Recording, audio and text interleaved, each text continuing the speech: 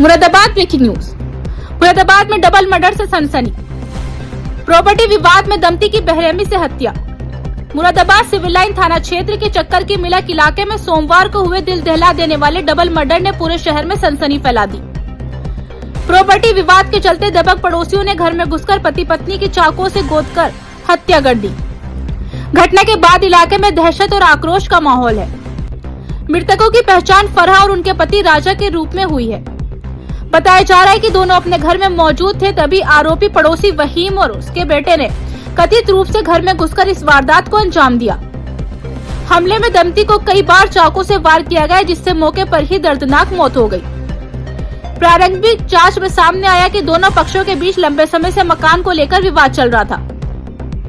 जानकारी के मुताबिक मकान का सौदा पुराने रेट पर तय हुआ था, लेकिन बाद में आरोपी पक्ष बढ़े हुए दाम की मांग कर रहा था। इसी बात को लेकर लगातार धमकियां दी जा रही थी, जो आखिरकार इस खौफनाक वारदात में बदल गई। घटना की सूचना मिलते ही पुलिस महकमे में हड़कंप मच गया। मौके पर डीआईजी, एसएसपी समेत भारी पुलिस बल पहुंचा और घटना स्थल का निरीक्षण किया। पुलिस ने शवों को कब्जे में लेकर पोस्टमार्टम के लिए भेज दिया है और आरोपियों की तलाश में कई टीमें गठित कर दी गई हैं। फिलहाल सभी आरोपी फरार बताए जा रहे हैं। इस जघन्य हत्याकांड के बाद पूरे इलाके में दहशत का माहौल है। स्थानीय लोगों में आक्रोश है और वे आरोपियों की जल्द गिरफ्तारी की मांग कर रहे हैं। पुलिस का कहना है कि मामले की गंभीरता से जांच की जा रही है और जल्द ही आरोपियों को गिरफ्तार कर लिया जाएगा। प्रॉपर्टी विवाद में दंपति की हत्या, घर में घुसकर चाकू से गोदकर किया कत्ल। फरहा और राजा की मौके पर ही मौत। पड़ोसी फहीम और उसके बेटे पर आरोप, पुराने सौदे को लेकर बड़े दाम की मांग बना विवाद का कारण। मौके पर डीआईजी, एसएसपी समेत भारी पुलिस बल तैनात। आरोपी फरार, गिरफ्तारी के लिए टीमें गठित। ये घटना एक बार फिर ये सवाल खड़ा करती है कि आखिरकार प्रॉपर्टी विवाद किस तरह जानलेवा रूप ले रहा है और कानूनी व्यवस्था को चुनौती दे रहा है। देखिए, जनपद मुरादाबाद में आज शाम को 8:50 पर एक सूचना मिली थी, जिसमें कि कॉलर के द्वारा अवगत कराया गया कि एक दंपति जिसका नाम राजा है और उनकी पत्नी का नाम फरहा है, इसकी किसी के द्वारा चाकू मारकर घायल कर दिया गया। तत्काल मौके पर हम सभी वरिष्ठ अधिकारियों के साथ घटनास्थल का निरीक्षण किया गया और पाया गया कि इसमें जो दंपति है उनकी चाकू लगने की वजह से मृत्यु हुई है और इसके संबंध में जो एक्यूज्ड है वो इनके परिचित ही है और उसमें षड्यंत्र करने में और घटना कारित करने में करीब 6 लोगों का नाम अभी प्रकाश में आया है, जिसमें फहीम, आरिफ, फरजन, नवाब, अनस और एक व्यक्ति अज्ञात हैं। और ये जो एक्यूज्ड हैं ये पीड़ित परिवार के साथ पूर्व से परिचित हैं और इनके द्वारा एक कमरे का मकान पीड़ित परिवार को बेचा गया था और इसमें 24,000 रुपए को लेकर और बेनामी कराने को लेकर इसका विवाद था, जिसके क्रम में ये घटना कारित की गई है।